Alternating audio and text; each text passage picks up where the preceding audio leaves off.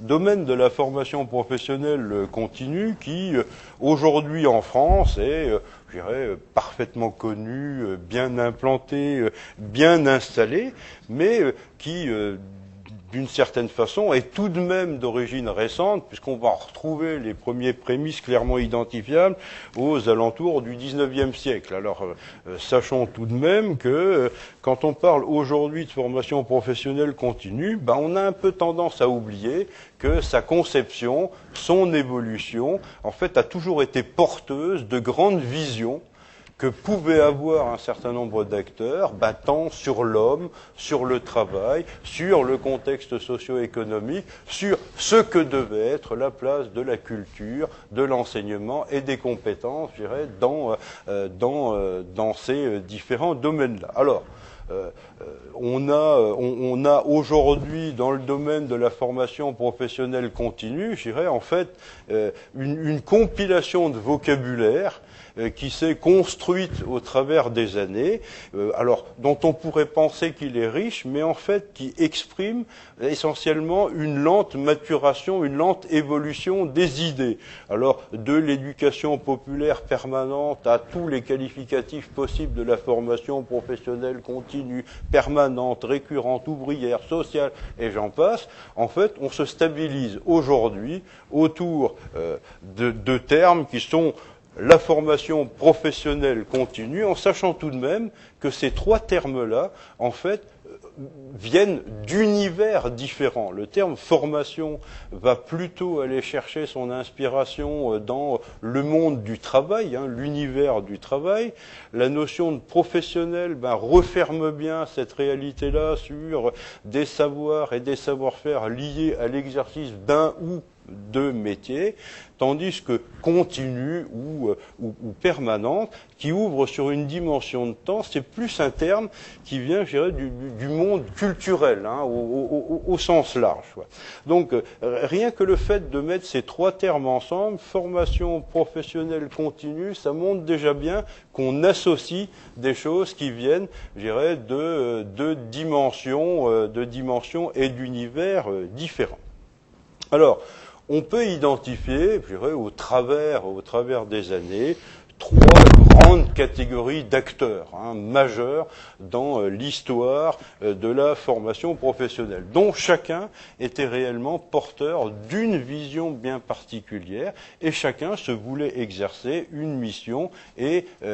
ou exprimer une vocation qui était la sienne. Alors historiquement, le premier à apparaître, ce sont les acteurs de l'éducation et de la culture. Alors j'ai laissé un peu de côté les acteurs religieux qu'on pourrait néanmoins pointer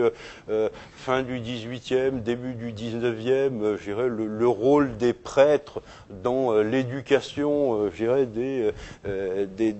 publics est pas à mésestimer, mais les points de départ, on va quand même les mettre dans les milieux de l'éducation et de la culture, dont l'idée clé était de donner un complément de culture à des adultes sortis trop tôt du système. Alors, du système de formation ou du système d'éducation initiale. Donc, les bases vont être constituées par les cours d'adultes que vont donner des instituteurs, essentiellement au XIXe siècle, avec plus ou moins de succès, puis par l'université ou les universités populaires, en sachant que ce courant va en fait atteindre un point d'orgue à peu près au moment du Front populaire et des dispositions mises en place par le Front populaire. Donc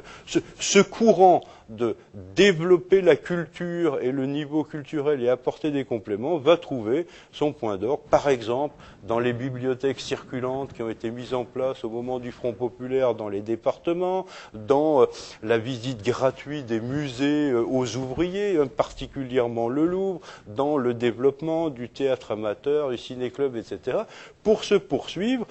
jusqu'à ce que disait Aragon, qui était un des porteurs de ce développement culturel, où l'idée qu'exprimait Aragon, c'était il s'agit bien de rendre au peuple la culture qui s'est développée hier. Après la Deuxième Guerre mondiale, je dirais, cette cause-là va être jugée en fait par les enseignants comme étant une véritable cause digne de leur mobilisation. Alors, enseignants, mais aussi portés par un certain nombre de courants politiques, particulièrement le Parti communiste, qui lui espérait évoluer vers une refondation, je dirais, de la société. Donc deux idées de base, c'est l'éducation pour tous et développer la culture tout au long de la vie. L'éducation nationale, elle, apportera, en particulier avec des gens comme Pierre Arens dans les années 55, le concept d'éducation permanente. Et ce concept d'éducation permanente va assez rapidement générer d'ailleurs des résistances de la part des entreprises et des milieux professionnels, qui est le deuxième grand acteur, en fait, qui n'étaient pas du tout disposés à abandonner le contrôle de la formation telle qu'elle se déroulait après la période de la scolarité.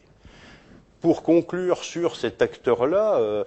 il faut quand même bien constater que l'intérêt de l'éducation nationale pour la formation permanente va devenir, après la période des années 55, plus épisodique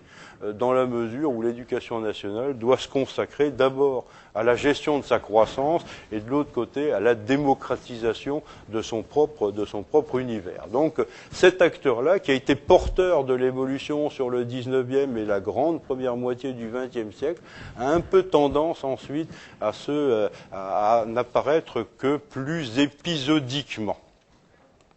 Voilà, je suis content, j'ai tourné les choses dans le bon ordre cette fois-ci. Alors, deuxième grand acteur, c'est le monde de l'entreprise ou l'univers des entreprises et le monde professionnel, dont l'idée générale, cette fois-ci, l'acteur précédent, c'était élever le niveau culturel, l'idée générale là, c'est de préparer les gens au travail ou préparer les gens au monde du travail. Donc ils vont intervenir relativement tardivement dans le débat parce qu'ils se sont déchargés assez longtemps sur des structures extérieures pour la formation des personnels avant embauche. Alors c'est particulièrement les centres d'apprentissage, il faut quand même savoir qu'il y avait environ 50 000 apprentis en 1945, essentiellement des jeunes, et juste quelques centres pour adultes. Ils vont générer la création de la formation professionnelle pour adultes après la guerre, mais surtout, encore une fois, consacrée à des jeunes. Et il va réellement falloir attendre les années 50 pour que le monde de l'entreprise constate, en France, qu'il a un réel retard par rapport à ce qui se passe dans d'autres pays, alors particulièrement les États-Unis. Donc il va se lancer à ce moment-là dans une politique de création de centres internes, interprofessionnels, de réflexion, de formation, et couplé en fait à la fois un dispositif de formation professionnelle avec une démarche d'ingénierie industrielle à laquelle la formation était directement articulée et même couplée à une façon de sélectionner les cadres et les techniciens. Donc c'est un peu comme ça que la formation va se développer. Alors pour les spécialistes ou les exégètes de la formation professionnelle, c'est l'époque bénie du TWI, vous savez, le Training Within Industries, hein, c'est tout ce qui on aura importé des Américains. Alors, il faut quand même savoir que dans certaines entreprises, particulièrement la régie Renault, sous l'impulsion du directeur de personnel de l'époque, la formation n'était pas juste posée en termes techniques, mais aussi en termes humains et sociaux, ce qui permettait de commencer à voir une articulation possible entre le monde des entreprises et le monde dont je parlais avant. Le développement de l'impact des entreprises se continue en réaction à cette éducation, à ce mouvement d'éducation permanent dont je parlais avant. 1954, création du GARF, l'amicale des responsables formation, qui traduit réellement une volonté d'institutionnaliser la formation et les fonctions formation dans l'entreprise. C'est le CUCES, le Centre universitaire de coopération économique et sociale, et c'est un grand colloque dans les années 55 à Strasbourg sur la formation ouvrière,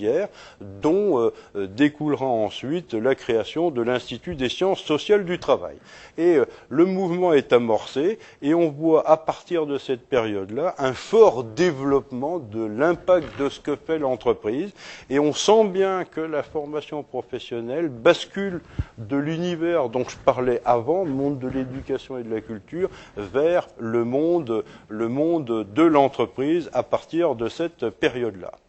Troisième grand acteur, tardif lui aussi, c'est l'État, les pouvoirs publics, en fait, qui avaient comme idée essentielle d'encourager la promotion sociale. Pour le reste, ce qui se passait par ailleurs semblait lui suffire, entre les entreprises et ce qu'on a pu évoquer. L'État, lui, va chercher à accroître et améliorer la promotion sociale. Et une autre idée aussi, c'est armer les représentants du personnel face au